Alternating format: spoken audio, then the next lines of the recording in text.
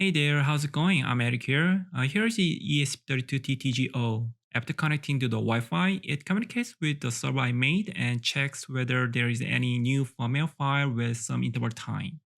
The user presses a button to start the download. After downloading the new firmware file from the server, compares the MD5 checksum and file size before proceeding with a system update. This is the usual way to do an OTA update. These days, many electronic devices basically support the OTA updates. Not only smartphones, but also some car brands use OTA for system updates. This not only makes users very comfortable, but also allows manufacturers to reduce the cost of updating their systems. In this project, we're gonna configure the OTA environment. It'll be nice if there is no server part, but a server is absolutely necessary for the device to already check for the new information. So in this video, I'm gonna start with a very small and simple server that I need in an OTA environment. This server is Python based and uses a micro framework called Flask. I'm sure this gives you the idea to build your own OTA platform. Let's get started.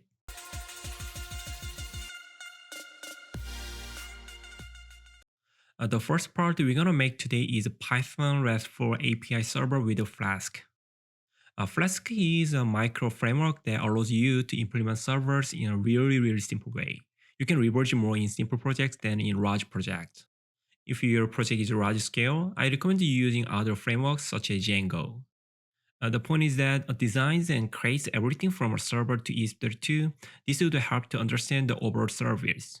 For example, let's say you need a scoring board for your game. You can make a server with a Flask and make necessary APIs and also connect to DB so that the game players can send their scores to the server and easily get where their scores are.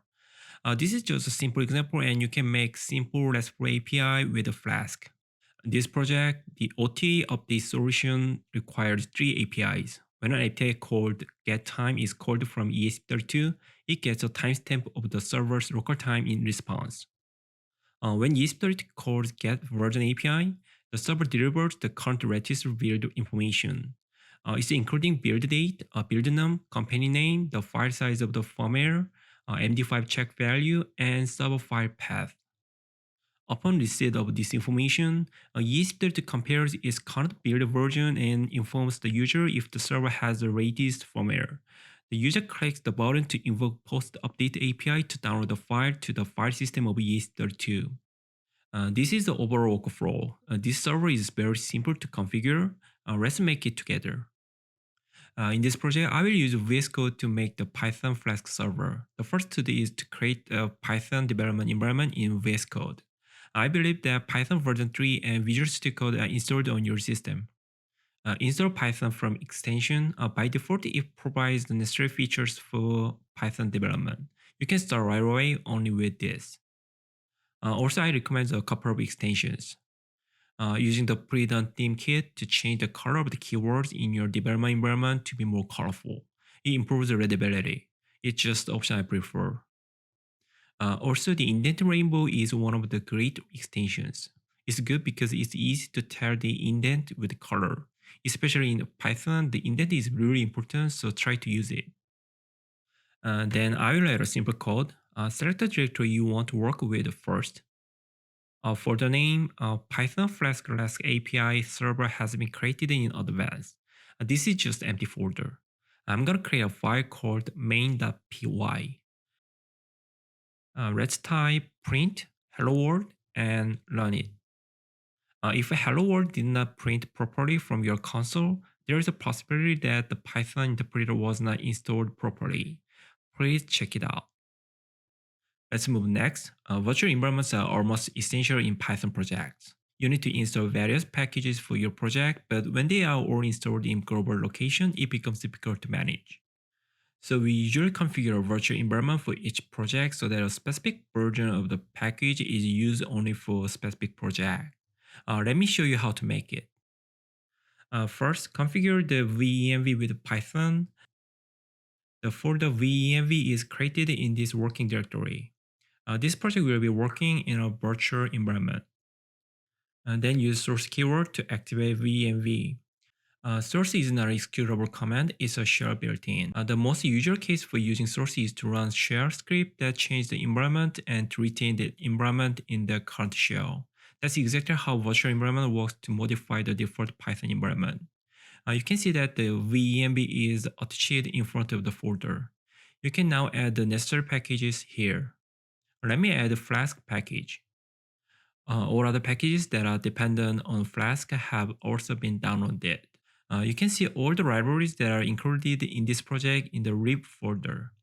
Finally, one thing to check is Python interpreter. If I run this again, it's showing that it's using the built-in Python. Well, because our project will work on venv, it's recommended to use the Python interpreter there. Let's change the Python interpreter. In the lower left of the screen, click where the Python version is located. And then you see a list of available Pythons. Unfortunately, I don't see any Python in venv. In this case, restart the VS Code helps. Let me restart the VS Code. Let's see the list of the available Python interpreters again. Now you can see the Python in venv. Select this one. Activate the virtual environment again because VS Code was restarted. If I run this again, you can see it's using Python from the venv. Well done, Python is ready to develop. From now on, I will complete the Flask sub application. The Flask sub application can start with just a few lines. The first thing you do is import the Flask functions you will use from Flask. The necessary functions from Flask will be attached after this. Create a Flask app here. And the beginning of this program is right here. Set the host address 0.0.0.0 to enable other devices on the same local network to access this device's IP address on which this app is running. Also, I randomly set the port num as 9001. Let's see the result. The server is running in debug mode. You can see the address of the server currently running. This part opens the default web browser when clicked with the command key. As soon as the browser opens, the GET request to read the root path of this server is invoked. Also, there is a request for the favicon because it's the web browser. The favicon 404 error bothers me, so let me handle this one first. I will create a folder called static in the root folder of this project and copy and paste the favicon file here. I will download the dummy favicon file from the internet. A single favicon file was copied to the static folder. Okay, then from now on, I will add each API I need. The root of Flask makes it easy to create HTTP paths for API calls. You can also specify separate requests such as GET or POST for HTTP. If we request a favicon from the browser, we can return it including MIME type using the send file function of Flask. Easy, right?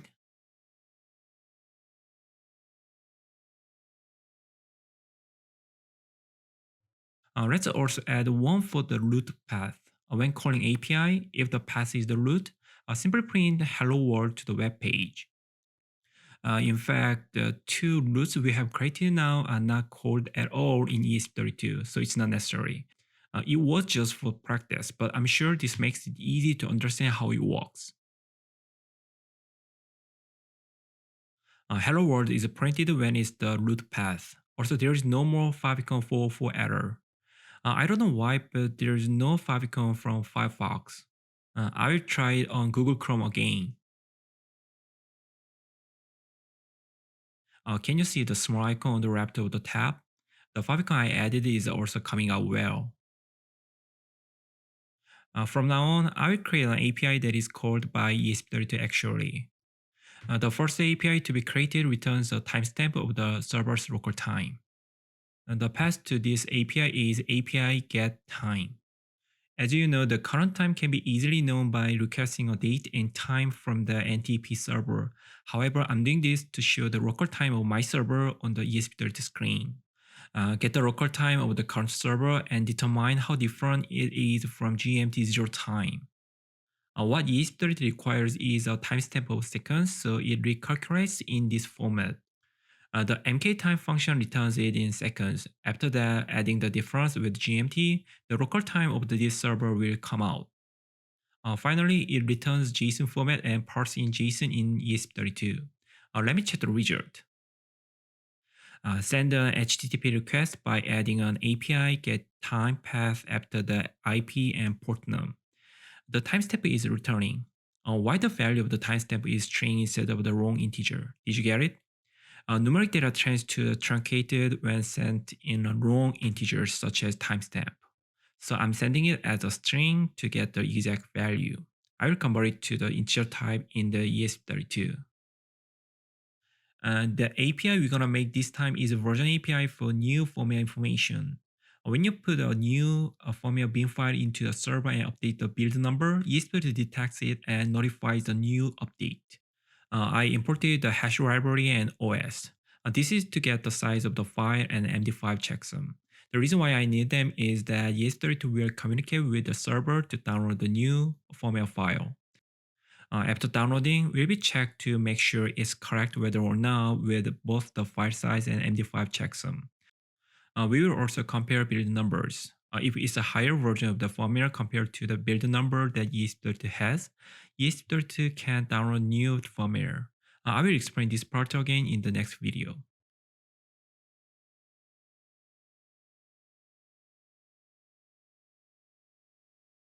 I will put the path of the actual formula file in the target file path.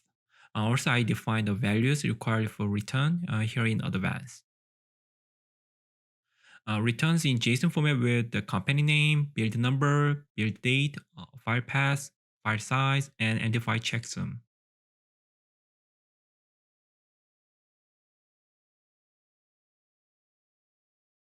I create a folder called formula in the project root. For testing, I will extract one compiled binary file from Arduino IDE. It's dummy project with nothing. An Arduino file with no code has been loaded. From the sketch menu, select export compiled binary to acquire the bin file. It's created. Copy this binary file to the formula folder of the project. The file name is too long, so let me shorten it. And then put the new binary file path, including file name, to the target file path.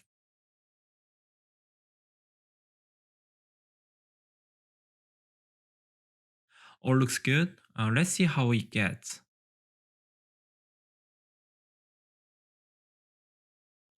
Same as the API get time, request with API get version. Build date, build num, company name, file size, MD5 checksum, and sub file path are being output in JSON format.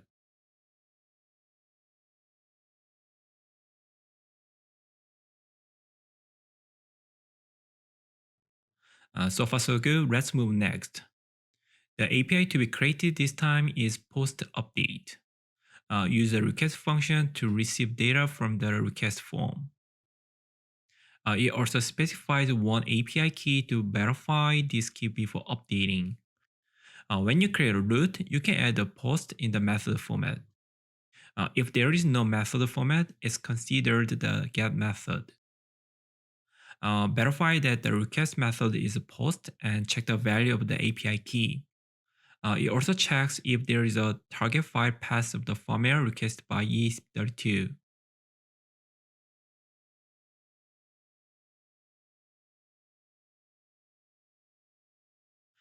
If all looks good, it begins the file transfer, returns the problem if any exceptions occur. This is all about the Python Flask RESTful API server. We will test the part about actual file transfer while configuring the following ESP32. Oh, there is something weird added because of the automatic import function. I don't need this part. I think this is the end of today's video. In the next video, I will show you how to configure ESP32. I hope this video was helpful. Thanks for watching, see you soon.